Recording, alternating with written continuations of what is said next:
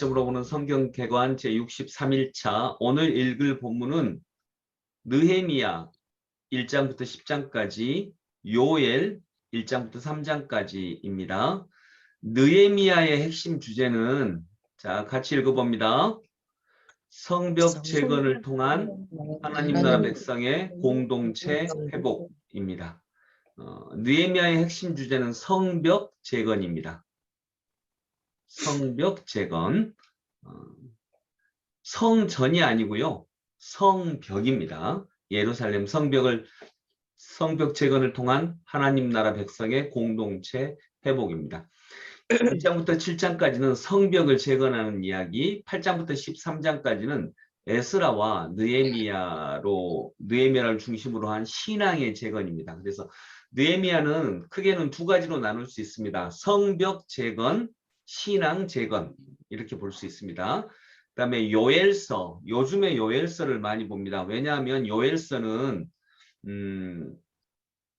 요엘서에 나오는 게 메뚜기 재앙이거든요. 이 메뚜기 재앙이 자연 재앙을 통한 하나님의 뜻을 볼 수가 있어서 요즘에 요엘서에 대한 이야기가 많은데, 왜냐하면 코로나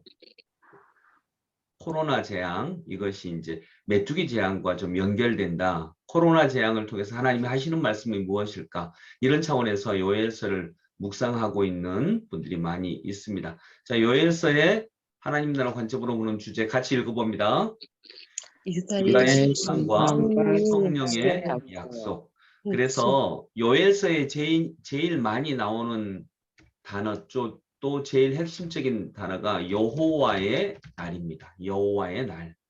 그래서 여러분, 여호와의 날은 그냥 이렇게 질문하면 좀 깊이 있는 질문은 아니지만, 여호와의 날은 좋은 날인가요? 나쁜 날인가요? 좋기도 하고 나쁘기도 하고. 그렇죠. 예. 핵심은 그겁니다. 좋기도 하고 나쁘기도 한 날입니다. 그래서 하나님의 뜻에서 벗어난 사람들에게는 심판의 날입니다. 여호와의 날이 그 전까지는 그냥 좋은 날이겠지 이렇게 막연한 여호와의 날이니까요. 근데 이것은 오히려 심판의 날이기도 하고요. 또 회복의 날이기도 하다라고 하는 두 가지 관점이 다 있는 성경입니다. 1장은 재앙을 통한 유다에 대한 심판, 2장과 3장은 회개와 성령의 약속입니다. 이렇게 느헤미야와 요엘서를 통해서 읽을 오늘 핵심의 내용들은요. 3차 포로 귀환 시기 이후 예루살렘 성벽 재건과 그 후에 성령을 약속하시면서 신앙을 재건하는 이런 모습들, 이런 내용들이 나오고 있습니다. 자, 시간 흐름을 한번 먼저 봐볼게요. 역사적 시대의 흐름, 시간 흐름보다는 시대의 흐름인데 538년 제1차 포로 귀환이 스룹바벨의 인도로 인해서 포로가 귀환됩니다.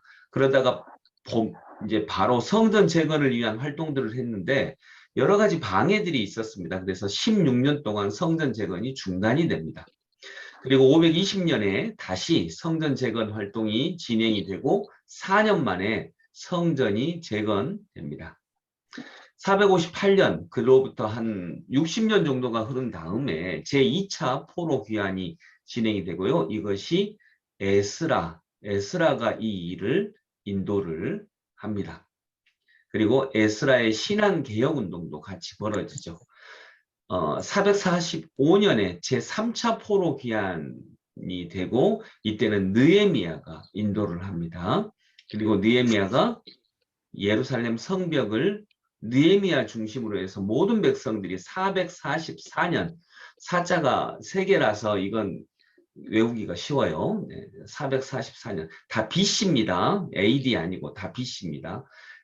예루살렘 성벽이 재건이 됩니다. 이런 내용들이 느헤미야 3장에 나와 있습니다. 432년 느헤미야가 바벨론으로 다시 돌아가고요. 430년에 느헤미야가 바벨론에서 다시 예루살렘으로 돌아옵니다. 귀국하고 개혁운동을 벌입니다. 이런 내용들이 시대 흐름으로 있습니다. 느헤미야는 바벨론 왕국의 관리였습니다. 관리였다가 기도를 하는 과정에서 이 예루살렘 성벽이 무너졌고 예루살렘의 그 포로에서 돌아간 예루살렘 백성들이 너무 고통 가운데 있다라고 하는 이야기를 들으면서 기도합니다. 중보기도를 하는데 기도 중에 하나님께서 그에게 마음을 주셔서 느헤미야가 예루살렘으로 가서 내가 성벽도 만들고 신앙도 재건할 수 있는 역할을 해야 되겠다라고 하는 마음을 주셔서 느헤미야가 예루살렘으로 떠납니다.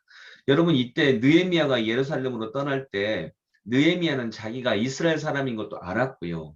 이스라엘의 핵심 도시가 예루살렘이라는 것도 알았지만 예루살렘을 몇 번째로 방문하는 걸까요? 첫 번째죠. 네. 뭐 지금처럼 쉽게 방문할 수 있는 것도 아니고 한 2,000km가 떨어져 있었고 3,000km죠. 3,000km 가까이 떨어져 있었고 느헤미야는 바벨론 포로 된 사람의 후손으로 바벨론에서 난 사람이에요. 거기서 태어나고 그때까지 거기서 살았던 사람입니다. 그래서 포로라고는 했지만 생활의 터전들이 다 거기 있었던 사람인데 예루살렘의 이야기를 듣고 그는 자기가 예루살렘으로 가야겠다 이렇게 얘기를 하고 왕의 허락을 얻습니다. 왕의 관리였거든요. 왕의 허락을 얻고 예루살렘에 도착을 하고 성벽을 재건하기 위해서 노력을 합니다. 그리고 그 3장이 아주 유명한 장인데 성벽 재건하는 명단들이 이렇게 쭉 나옵니다. 그냥 이름만 쭉 있습니다. 근데 그게 느헤미야의 지도력으로 인해서 모든 사람이 각자 자기 역할을 하면서 자기가 감당할 분량만큼의 분량을 감당해서 성벽을 재건하는 이야기가 나옵니다. 4장은 또 당연히 성전을 재건할 때 반대가 있었던 것처럼 성벽을 재건할 때도 반대가 있습니다. 그리고 그 방해가 있습니다. 그 속에서 성벽 재건을 계속 진행을 합니다. 한쪽은 창을 들고 방해하는 세력들을 막고요. 한쪽은 또 일을 계속해 나아갑니다. 성벽을 재건하는 과정에서 백성들을 하나 되게 만드는데 백성들 사이에 불만이 있습니다. 왜냐하면 부자들이 가난한 사람들에게 돈을 빌려줘 놓고 아주 높은 이자를 요구해서 예루살렘 백성들 사이에 서로 화합하지 못하고 하나 되지 못하는 그런 일들이 일어납니다. 그래서 백성들 사이에 불이한 일이 생깁니다. 이것을 바로잡습니다. 바로잡는 과정에서 느헤미야는 자신이 먼저 빚을 탕감하기도 하고요. 모범적인 삶을 살아갑니다. 그 부자 사람들에게 너희들 이렇게 해라라고 말만 하는 게 아니라 부자들에게 요청했던 삶을 느헤미야가 그대로 먼저 살아갑니다. 이러면서 예루살렘 백성들을 하나 되게 만드는 일에 앞장서고요. 6장은 이런 느헤미야도 공격을 받습니다. 음해를 받고요. 그 과정에서 성벽이 결국 완공이 됩니다. 7장은 그 성벽을 방비하고 돌아온 포로 명단, 제3차 기환 포로의 명단들이 나옵니다. 8장은 이 8장부터 13장까지는요.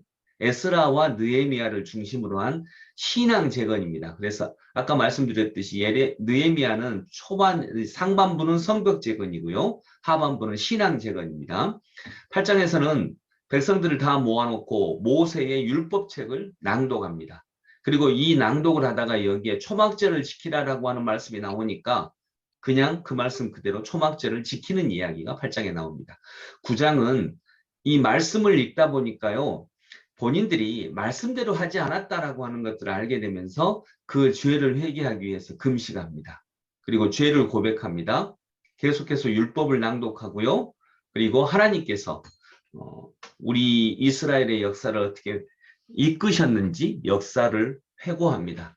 그리고 현재의 고난을 돌아보면서 이것은 우리가 하나님의 말씀대로 행하지 않았기 때문이구나 라고 하는 이런 내용 결론을 가지면서 이스라엘 전체가 하나님 앞에서 회개하고자 하는 운동을 벌이게 되는 것입니다.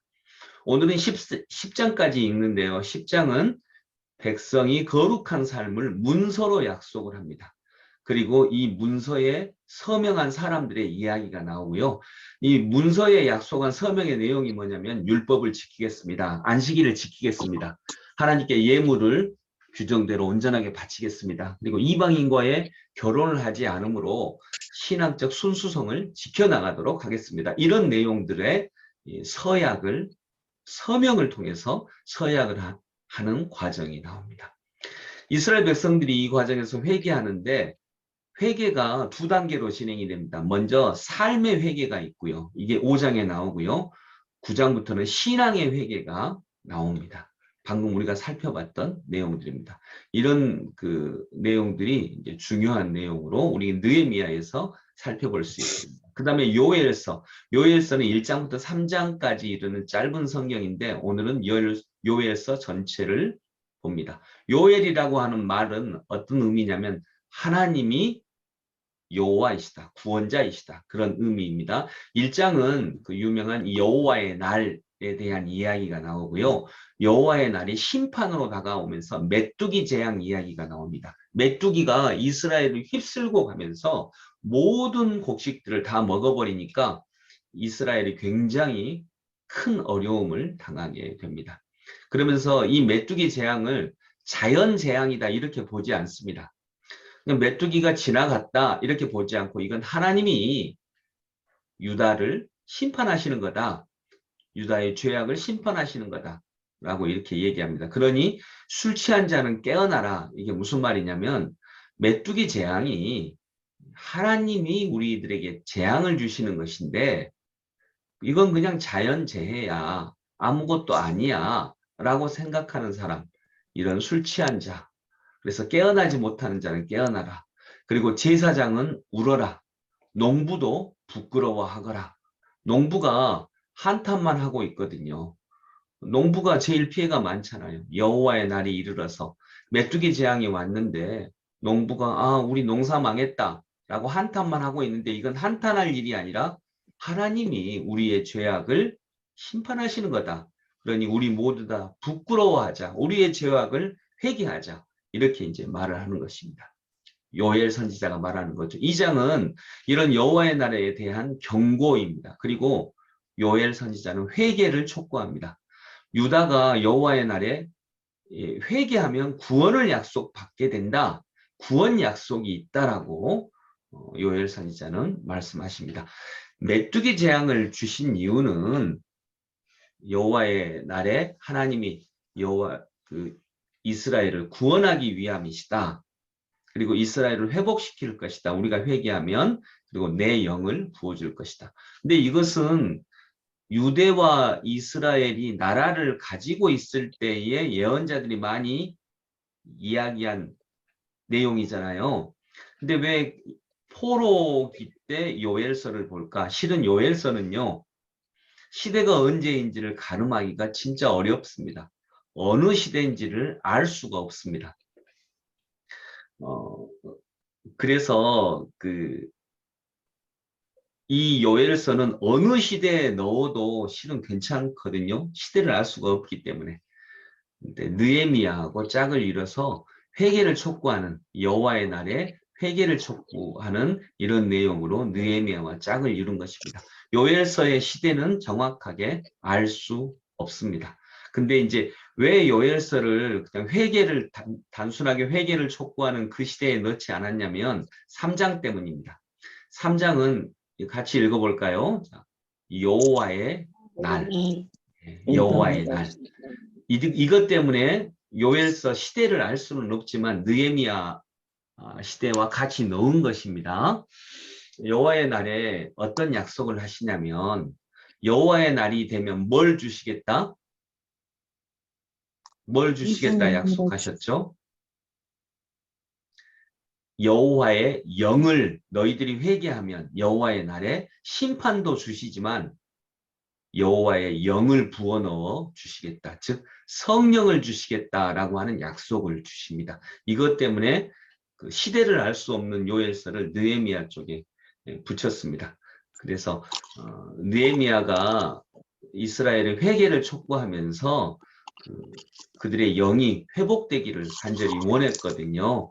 그래서 아마 저자가 이렇게 순서를 매기면서, 이거 저자는 성경 저자 얘기하는 거 아니고요.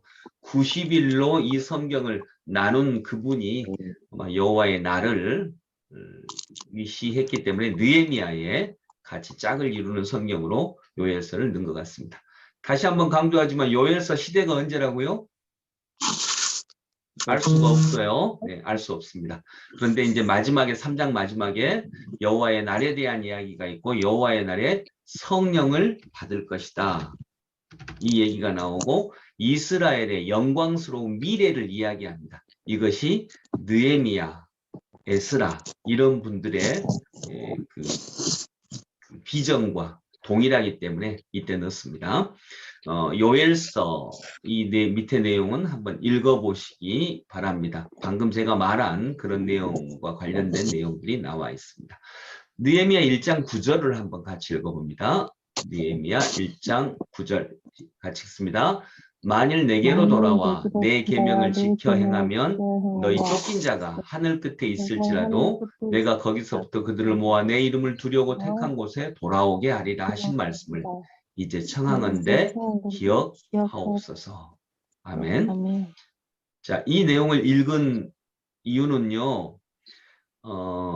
느헤미야 1장은 느헤미야의 기도입니다. 예루살렘이 성벽이 무너졌고 이스라엘 백성들이 포로에서 돌아갔지만 고난당한다라고 하는 이야기를 듣고 느헤미야는 통곡하면서 제일 먼저, 우리가 보통 예루살렘에 살아간 사람들이 포로에서 귀환했음에도 불구하고 온전하게 살아가지 못한다라고 하면 그 사람들을 원망하든지 욕하든지 그러기가 쉬운데 느헤미야는 울면서 회개합니다.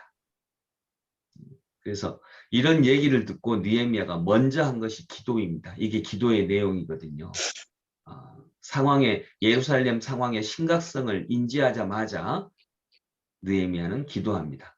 두 번째로 눈물로 회개합니다. 모든 문제의 근원이 자기 자신과 이스라엘의 죄악에 있다는 사실을 정직하게 인정합니다.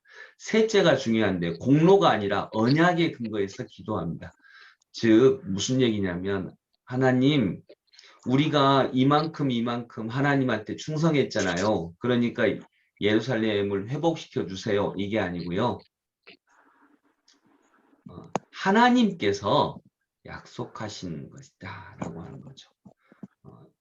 신명기에 하나님이 약속하시지 않으셨습니까? 어떤 약속이냐면 내가 거기서부터 그들을 모아 내 이름을 두려고 택한 곳에 돌아오게 하리라 하신 말씀, 신명기에서 이렇게 하신 말씀을 기억하셔서 저희에게 이 말씀을 지켜주옵소서라고 하나님의 말씀에 근거해서 예루살렘을 회복해 달라고 기도하는 것입니다.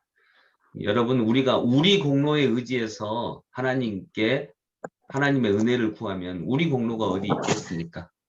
그런데 느헤미야는 말씀에 근거해서 하나님의 은혜를 구합니다. 이것이 느헤미야의 신앙이었습니다. 자, 느헤미야 3장 10절 같이 읽어봅니다. 그 다음은 하루마베 아들 여다야가 자기 집과 마주대한 것을 중수하였고 그 다음은 하삼느야의 아들 핫투스가 중수하였고. 아멘. 자, 느헤미야 10장을 읽었는데 10장이 중요해서 읽은 게 아니고요.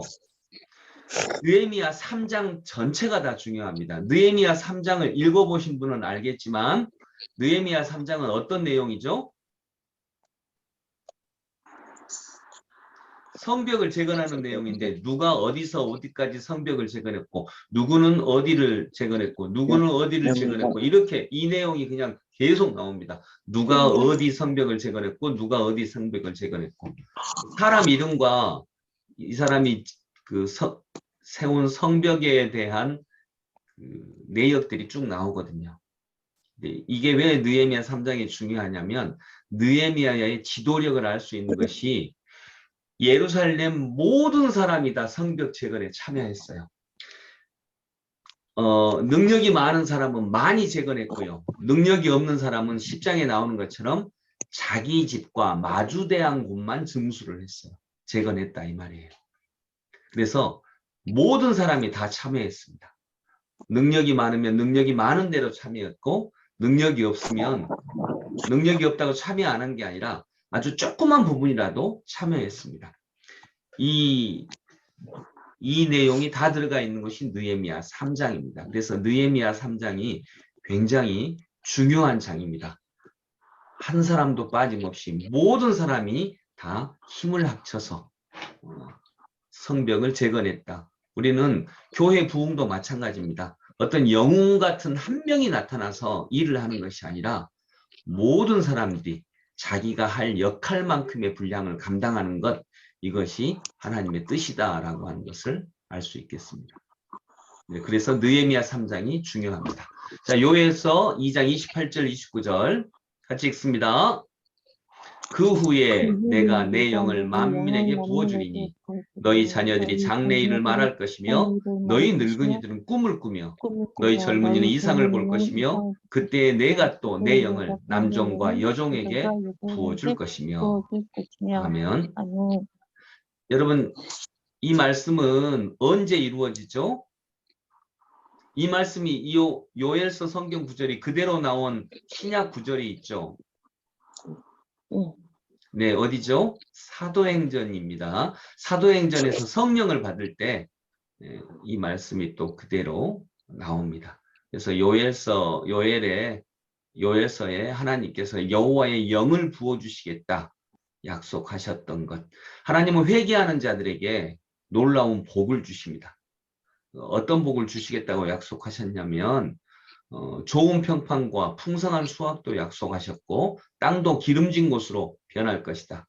이게 놀라운 약속이죠. 땅도 기름진 곳으로 변할 것이다. 왜 이게 귀한 약속이죠?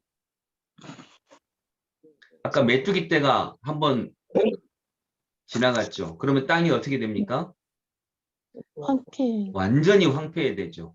그런데 이 땅도 너희들이 회개하면 기름진 곳으로 변할 것이다. 이런 은혜를 주시겠다 약속하셨는데 그 중에 제일 중요한 약속이 뭐냐면 성령의 임재입니다. 내가 너희에게 여호와의 영을 보내주겠다. 너희 자신에게, 이스라엘 전부에게. 이 약속이 제일 중요합니다. 그래서 여러분, 상황적인 회복보다 우리의 영이 회복되는 것이 가장 귀하고 놀라운 하나님의 복이며 하나님께서도 그걸 가장 원하신다라고 하는 것을 우리가 기억하기를 원합니다. 오늘 찬양은 183장입니다. 성령 찬양인데 빈들의 마른 풀같이